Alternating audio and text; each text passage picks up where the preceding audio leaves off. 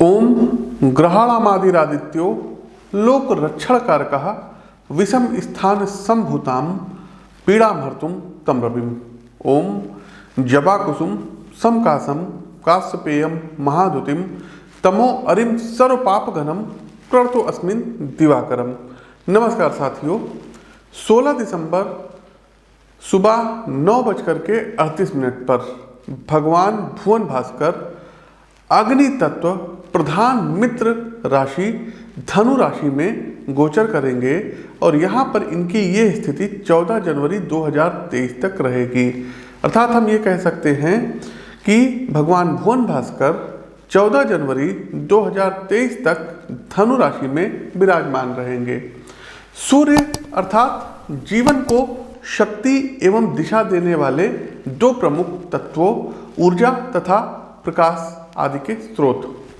वैदिक सनातन ज्योतिष में सूर्य को आपकी आत्मा का प्रमुख कारक आधार एवं प्रतिनिधि ग्रह माना जाता है।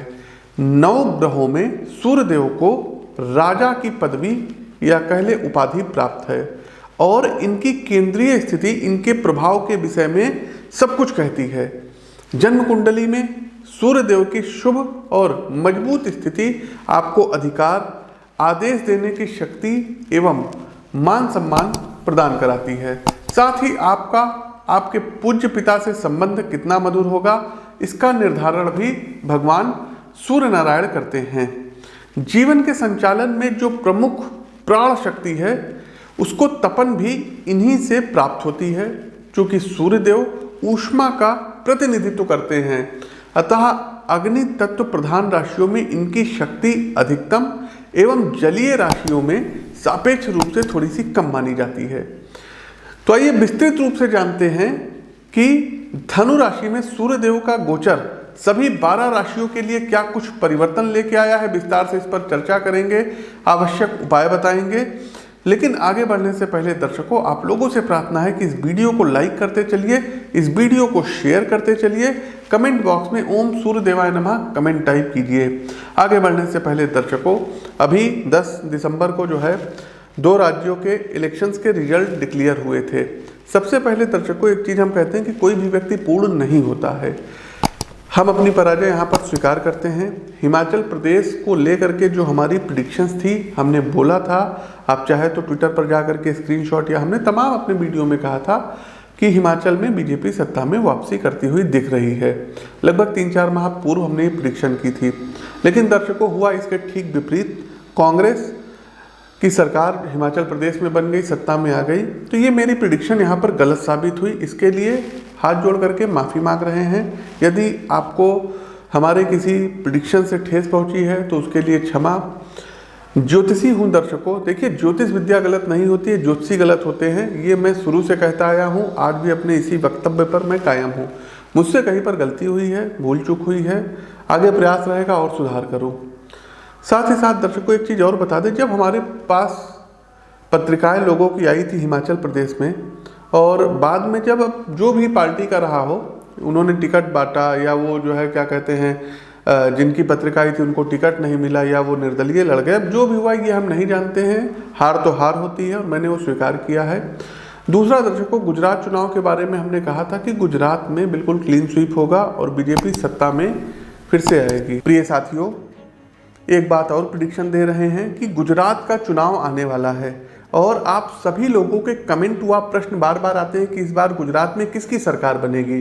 साथियों, मैं तो एक साधारण सा ज्योतिषी हूँ, तो मेरी अपनी भविष्यवाणी के अनुसार तीनों पार्टियों की कुंडली हमने देख ली है। इसका एक बृहद विश्लेषण भी हम अपने चैनल पर लाएंगे। इस बार गुजरात चुनाव में भारतीय जनता पार्टी सत्ता में पुनः वापसी करेगी और मुख्यमंत्री का चेहरा कोई दूसरा हो सकता है, बदल सकता है। गुजरात में वही हुआ। अभी ट्विटर पर 1 हफ्ते पहले हमारे पास जो है ट्विटर के माध्यम से एक पत्रिका आई थी और रवीन जडेजा जी की पत्नी की वो पत्रिका थी।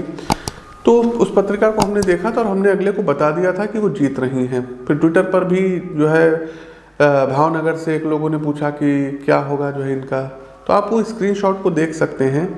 और 6 दिन पहले ही हमने उनको भी जवाब दिया था कि नहीं, ये बिल्कुल क्लियर कट जीत रही हैं और अभी जब रिजल्ट आया तो वो जीत गई। तीसरा दर्शकों, हमने मैनपुरी उपचुनाव को लेकर के हमारे पास तमाम मैसेज आए थे, क्योंकि यूपी से हैं और एटा, इटावा, मैनपुरी, आगरा, ये सब अलीगढ़ जो बेल्ट है, यहाँ से लोगों के बड़े मैसेज आए थे कि उपचुनाव है, उपचुनाव में क्या होगा। और दर्शकों, मैंने वहाँ पर भी कहा था कि डिम्पल यादव जी चुनाव जीत रही हैं, और जीत ही नहीं रही हैं, रिकॉर्ड तोड़ जीत रही हैं। आप हमारे उस ट्वीट का पहले अंश देख लीजिए। तीसरा दर्शकों, लोग कह रहे हैं कि पंडित जी आपकी दिल्ली की प्रिडिक्शन गलत हो गई। अब मैंने पहली बात तो हम किसी की सरकार बनाने की कोई प्रिडिक्शन ही नहीं किए थे। मैंने ये लिखा था उस प्रिडिक्शन में, हमें अपनी प्रिडिक्शन पे पूरा भरोसा है और हमें पता था कि आम आदमी पार्टी की सीटें सबसे ज़्यादा रहेंगी। लेकिन मैंने एक तुलनात्मक वहाँ पर विश्लेषण किया था कि इस बार बीजेपी एमसीडी में अच्छा प्रदर्शन करेगी। प्रदर्शन इन द सेंस, जैसे अब जब विधानसभा चुनाव हुआ था तो 67 सीटों वाली आम आदमी पार्टी को यदि आप देखेंगे तो एमसीडी चुनाव में उनकी काफ़ी ज़्यादा सीटें गई हैं। और दिल्ली बीजेपी के प्रदेश अध्यक्ष की हमारी कुंडली, उनकी कुंडली हमारे पास है। वहाँ के जो संगठन महामंत्री हैं उनकी पत्रिका हमारे पास है, और हमने उनको बताया भी था कि 100 से 110 सीटों के बीच में आपकी सीटें आएंगी। तमाम लोगों की हमारे पास पत्रिका भी आई थी और एग्जैक्ट पत्रिका सबकी आई थी। तो दिल्ली के प्रिडिक्शन का करने का हमारा ये सेंस था कि हाँ, बीजेपी जो है, जो पहले 3 साल जो है उनके विधायक थे, फिर 8 हुए, तो उससे बहुत अच्छा इनका प्रदर्शन रहेगा। क्योंकि जो दिल्ली में आम आदमी पार्टी की आंधी तूफान जो चल रही थी वो जा करके कहीं ना कहीं यहाँ पर थमी है। तो हमारी ये प्रिडिक्शन थी। फिर भी यदि आपको लगता है कि दिल्ली में हमारी प्रिडिक्शन गलत साबित हुई है तो फिर एक बार हाथ जोड़ करके माफ़ी मांगते, लेकिन ऐसा कोई इंटेंशन हमारा प्रिडिक्शन का नहीं था। एमसीडी वगैरह के हम प्रिडिक्शन दर्शकों नहीं करते हैं। लोकसभा का हो गया, स्टेट का हो गया, वर्ल्ड पॉलिटिक्स का हो गया, कुछ क्या कहते हैं जो प्राकृतिक आपदाएं होती है इनका जो है हम प्रिडिक्शन वगैरह किया करते हैं। एक चीज़ हम आपको बता दें, जब प्रिडिक्शन अच्छी होती है तो कोई वाहवाही नहीं मिलती है, और जब प्रिडिक्शन खराब हो जाती है तब लोग आलोचना बहुत करते हैं। आपका हक है आलोचना करने का, लेकिन दर्शकों हर एक व्यक्ति पूर्ण नहीं होता है। फिर मैंने कहा दर्शकों, यदि हमारी सारी प्रिडिक्शन सही होने लगेगी तो फिर हमारे अंदर भी अहंकार आ जाएगा और हमारे अंदर भी गुरूर आ जाएगा। तो होता है, कुछ कुछ चीज़ें होती है, कभी कभी हो सकता है हम वो चीज़ देखने में सक्षम ना हो जो चीज़ और लोग देखते हों। तो जिनकी भी प्रिडिक्शन हिमाचल को लेकर के सत्य हुई हो एस्ट्रोलॉजिकल जो है पॉइंट ऑफ व्यू से, उनको ढेर सारी शुभकामनाएं। हमारी गलत हुई है तो हम आपसे माफ़ी मांगते हैं। खैर, अपने विषय वस्तु पर आते हैं, आगे बढ़ते हैं। सूर्यदेव का ये गोचर सभी 12 राशियों के लिए कैसा रहेगा। पहली राशि जो आती है ये आती है मेष राशि। मेष राशि के जातकों, सूर्यदेव का ये गोचर आपके 9वें भाव में होने जा रहा है। 9वां भाव जो होता है ये आपके भाग्य का भाव होता है, ये धार्मिक यात्राओं का भाव होता है। कायदे से यदि देखें तो 9वां भाव को पिता का भी भाव कहते हैं।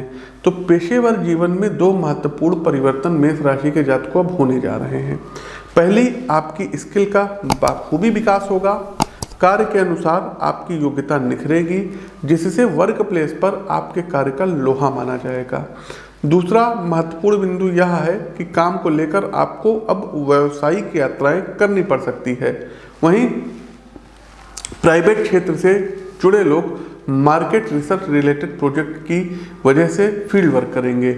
लेकिन यदि आप सरकारी सेवा से जुड़े हैं तो ट्रांसफर के योग बन रहे हैं। मनो अनुकूल जगह सूर्यदेव अब आपका स्थानांतरण करवा सकते हैं। व्यक्तिगत जीवन में आध्यात्मिक गतिविधियों में आप लोग अब रुचि ज़्यादा लेंगे। धर्म में, दर्शन में, ज्योतिष में अब आपकी रुचि होगी। साथ ही साथ इसके तरफ अब आपका झुकाव भी रहेगा। ज्ञान मीमांसा इस अवधि में आपकी बुद्धि को बहुत तेज गति से निखारेगी। छात्रों के लिए भी धनु राशि में गोचर करते हुए सूर्य सकारात्मक सिद्ध होंगे।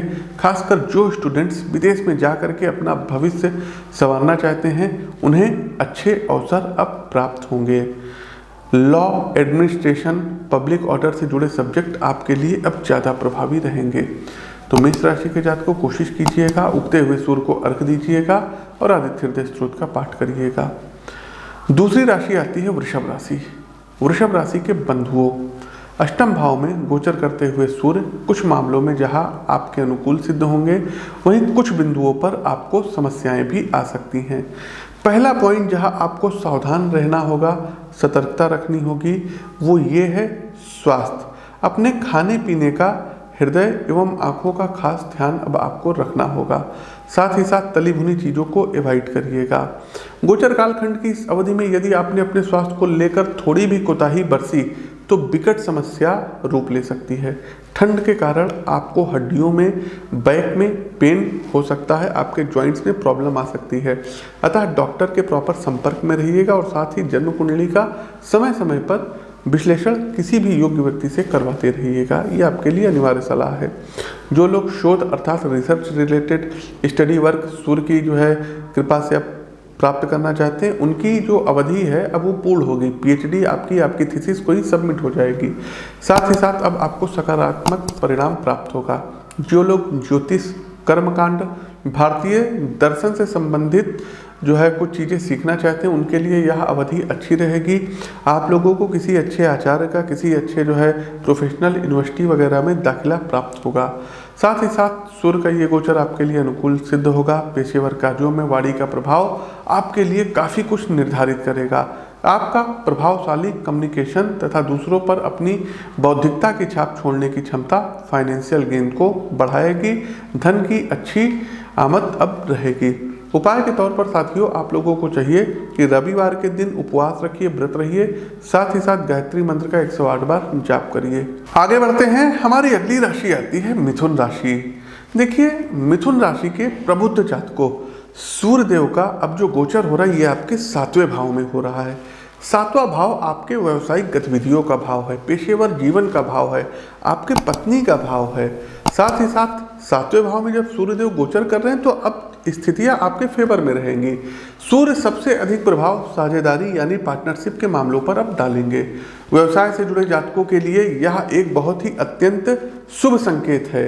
आपका बिजनेस है या आप साझेदारी में काम कर रहे हैं तो इस अवधि में आप न सिर्फ आर्थिक दृष्टिकोण से बल्कि व्यापार के जो अन्य मामले होते हैं, जैसे लक्ष्य का निर्धारण करना, निवेश के लिए पूंजी का संचयन करना, ग्राहकों के बीच उत्पाद की लोकप्रियता इत्यादि आदि बिंदुओं पर भी अब आपको सफलता प्राप्त होगी। स्वास्थ्य के मुद्दे पर भी आपके लिए पॉजिटिव न्यूज है। फिटनेस में सुधार आएगा। आप अपने खाने पीने का पूरी तरीके से ध्यान रखेंगे। गोचर कालखंड की इस अवधि में आपको थोड़ा सा पसीना बहाना पड़ेगा। कोशिश करना होगा कि सुबह जल्दी उठिए, योग करिए, प्राणायाम करिए और साथ ही साथ जो भी आपको टारगेट दिया जाए, आपको दायित्व दिया जाए, उसको समय पर पूर्ण करिएगा। सूर्य आपके आत्मबल को अब मजबूत बनाएंगे। जैसा मैंने प्रारंभ में कहा साथियों कि साझेदारी मजबूत होगी तो परिवार में भी रिश्ते आएंगे, नए आयाम प्राप्त होंगे। साथ ही साथ यदि आप अविवाहित हैं तो कोई विवाह का भी रिश्ता आ सकता है, आपकी शादी इत्यादि हो सकती है। आपके भाई बहन तथा अन्य सगे संबंधियों के साथ आपका जो अब रिश्तों में मजबूती है ये बढ़ेगी। संबंधों का सकारात्मक निखार ये कह सकते हैं कि परिवार की ऊर्जा को बढ़ाने वाला सिद्ध होगा। लाइफ पार्टनर के साथ थोड़ा सा तू मैं हो सकती है। व्यक्तिगत अहंकार संबंधों में कड़वाहट पैदा कर सकती है साथियों, तो थोड़ा सा इससे आपको बचना होगा।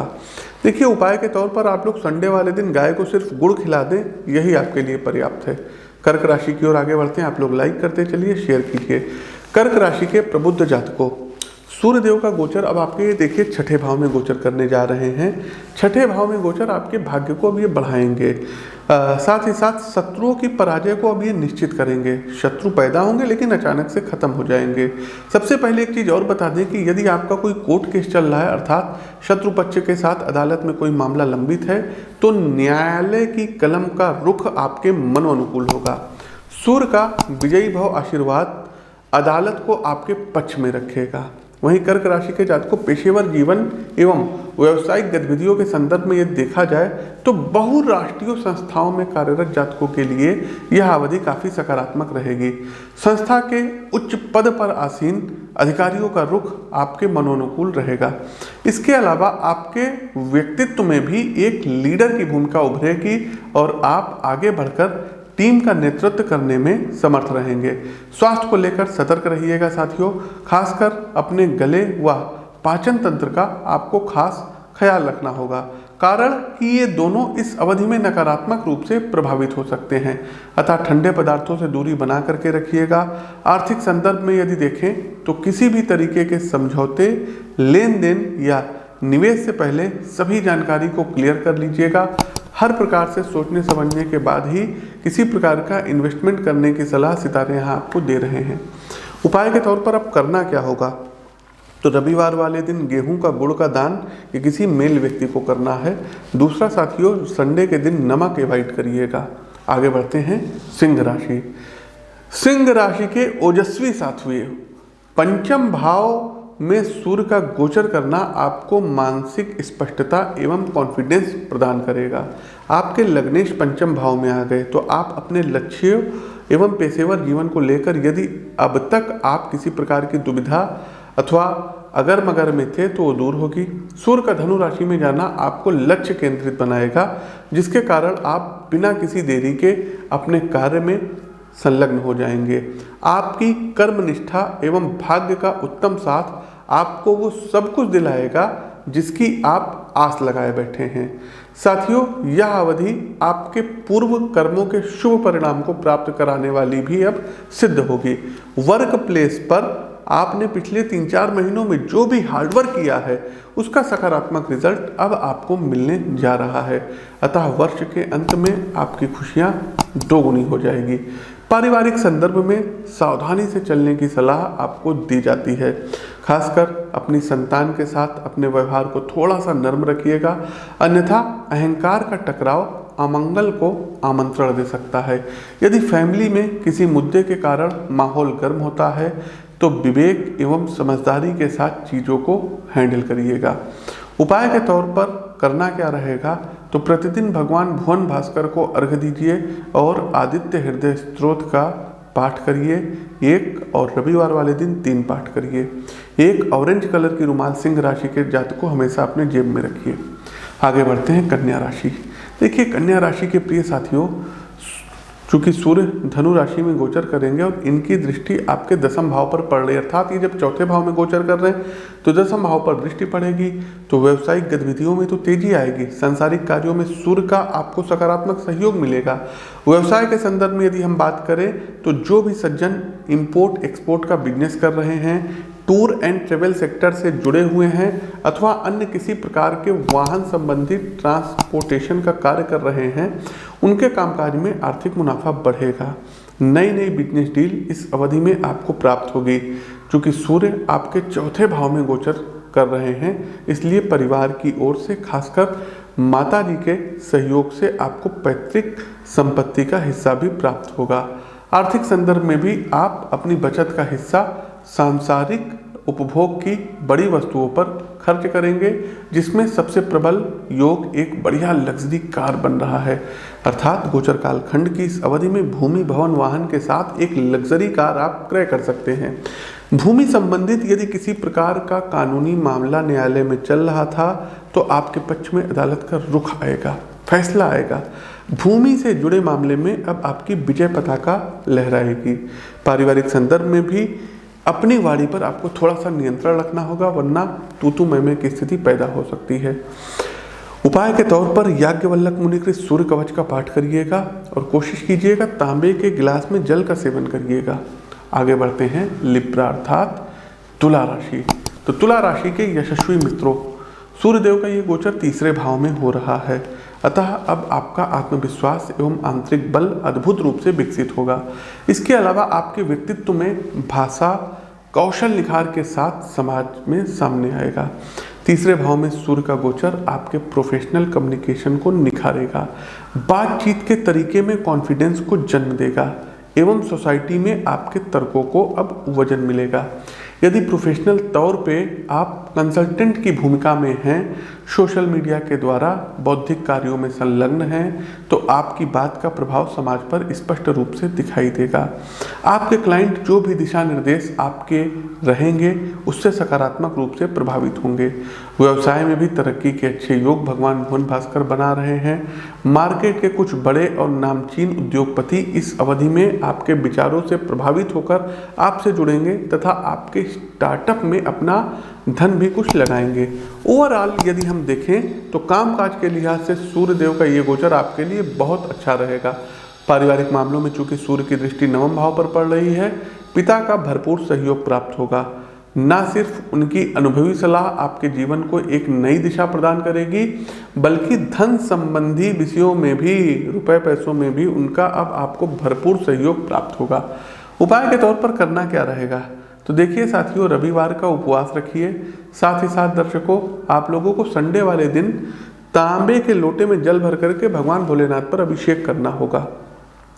संडे वाले दिन 1.25 मीटर लाल वस्त्र का दान भी धर्म स्थान पर करना शुभ रहेगा। आगे बढ़ते हैं वृश्चिक राशि। वृश्चिक राशि के साथियों, सूर्यदेव का ये गोचर आपके दूसरे भाव में हो रहा है, तो मंगलकारी अब सूर्यदेव यहाँ सिद्ध होंगे। मित्रों देखिए, कई बार ऐसा होता है कि हमें लगता है भाग्य हमारा साथ नहीं दे रहा है, किंतु ऐसा होता नहीं है। भगवान बस हमें कुछ अधिक मेहनत और श्रम कराते हैं, जिससे स्वयं हमारी क्षमता और गुणों का विकास होता है। आप भी खुद को आध्यात्मिक, मानसिक और शारीरिक स्तर से निखारते रहिए। कारण कि गोचर काल खंड की इस अवधि में जो भी नया प्रोजेक्ट आपकी कंपनी, विभाग या फर्म में शुरू होने जा रहा है, उसे अब आप ही लीड करने जा रहे हैं। यकीन मानिए साथियों, आपने अब तक जो है दृढ़ता अपने काम के प्रति दिखाई है, उसका आपको अब लाभ मिलने जा रहा है। लंबी दूरी की यात्राएं, धार्मिक यात्राएं संभव है। आपके संबंधी जनों का बढ़ चढ़ करके अब आपको सहयोग प्राप्त होगा, जिससे कैरियर में आप बिना किसी चिंता के आगे बढ़ते जाएंगे। सरकारी नौकरी में कार्यरत बंधुओं को स्थानांतरण का उपहार प्राप्त होगा। यदि आप लंबे समय से अपने परिवार से दूर हैं, तो सूर्य आपका कष्ट दूर करने जा रहे हैं। आपको इस अवधि में मनोनुकूल जगह स्थानांतरित किया जा सकता है। मनपसंद ट्रांसफर होगा। साथ ही साथ कोई प्राइवेट जॉब या सरकारी नौकरी आपको प्राप्त होगी। उपाय के तौर पर सूर्यदेव के वैदिक मंत्रों का 108 बार प्रतिदिन जाप करना होगा और कॉपर के गिलास में जल का सेवन करना होगा। देखिए दर्शकों, वृश्चिक राशि क्या है? जलीय राशि है। और सूर्य क्या है? कॉपर जो होता है, कॉपर में भी सूर्य का वास होता है। इसीलिए जिसका सूर्य नीच का होता है, तो वहाँ पर कहा जाता है कि आप लोग तांबे की चीज़ों का दान करिए। तो कोशिश कीजिए कॉपर में जल का अधिक से अधिक सेवन करिए। आगे बढ़ते हैं सेजिटेरियस, धनु राशि। धनु राशि के साथियों, सूर्यदेव का गोचर आपके फर्स्ट हाउस अर्थात प्रथम भाव, लग्न भाव में ही हो रहा है।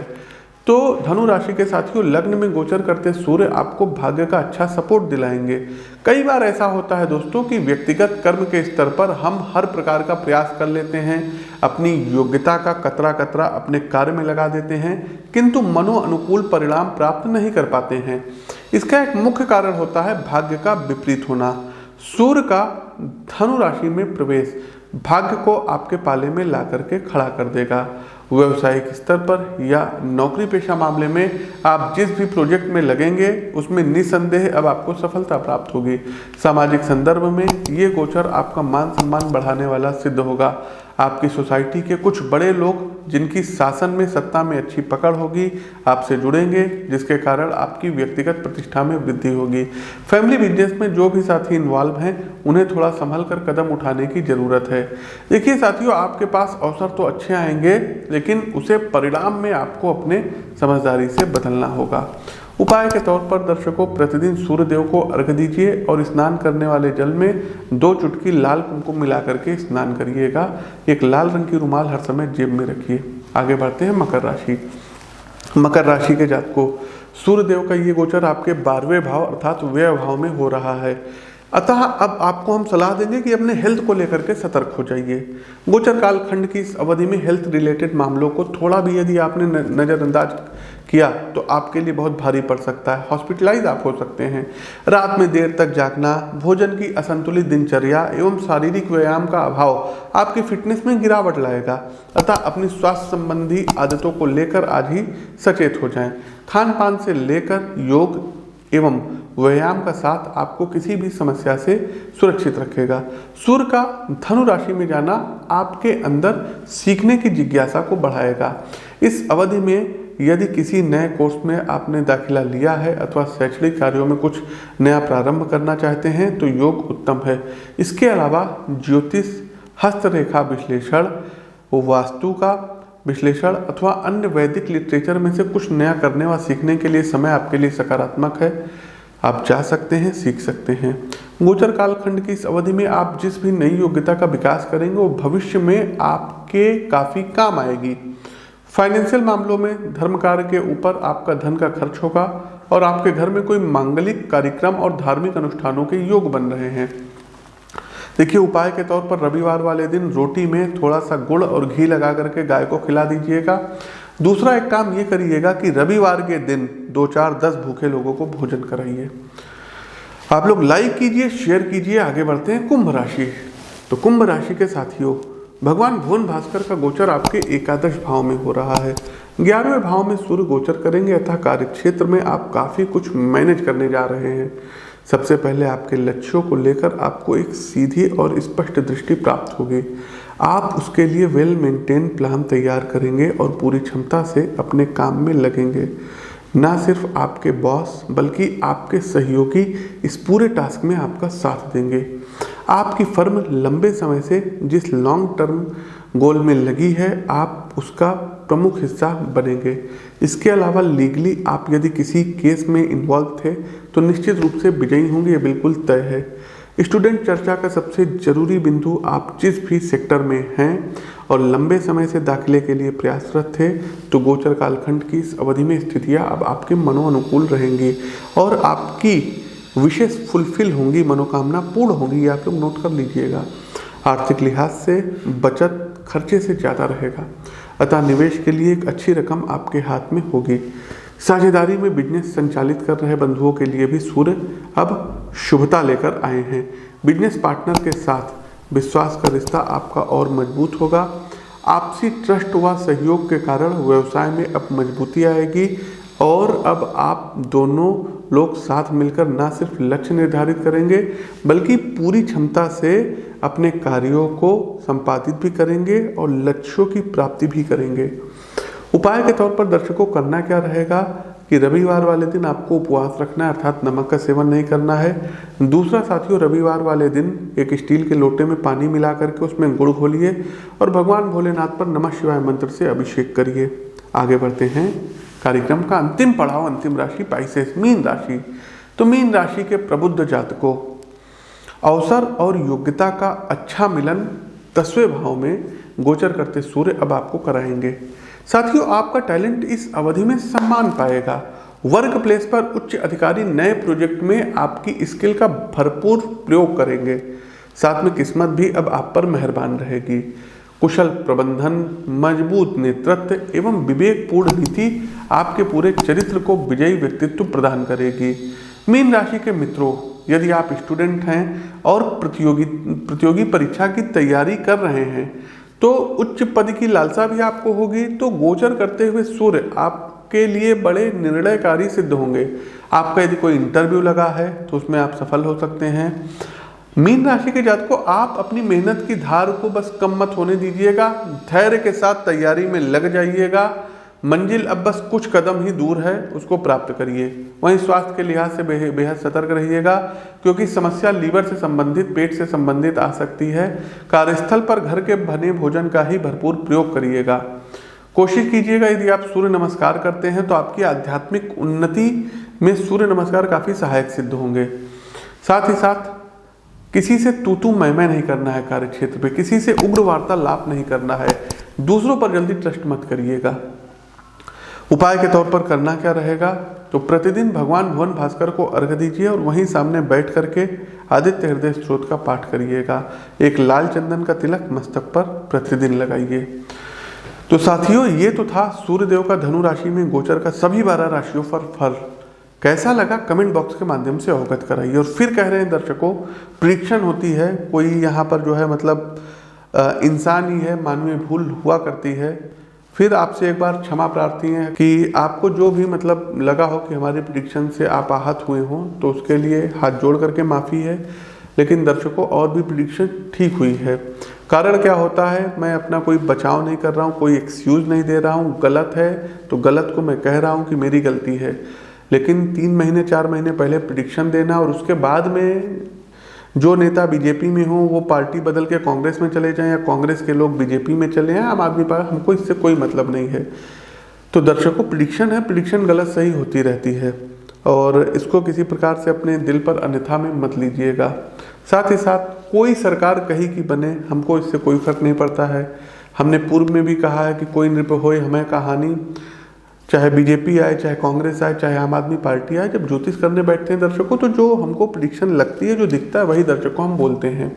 और लगभग अभी तक वही सही होता आया है। कुछ चीज़ों में गलती हुई है, उत्तराखंड में गलती हुई थी, मैंने वहाँ माफ़ी मांगी थी, हिमाचल में हुई है, मैंने वहाँ भी आपसे माफ़ी मांगी है। तो साथियों, हमारा प्रस्तुत कार्यक्रम कैसा लगा कमेंट बॉक्स के माध्यम से अवगत कराइए। नए हैं तो चैनल को सब्सक्राइब करिए, बेल आइकन दबाइए। अपनी वाणी को विराम देते हुए ज्योतिष के इस मंच से मैं पंडित आशीष वत्स आप सभी प्रबुद्ध दर्शकों से विदा लेता हूँ। नमस्कार, राम राम।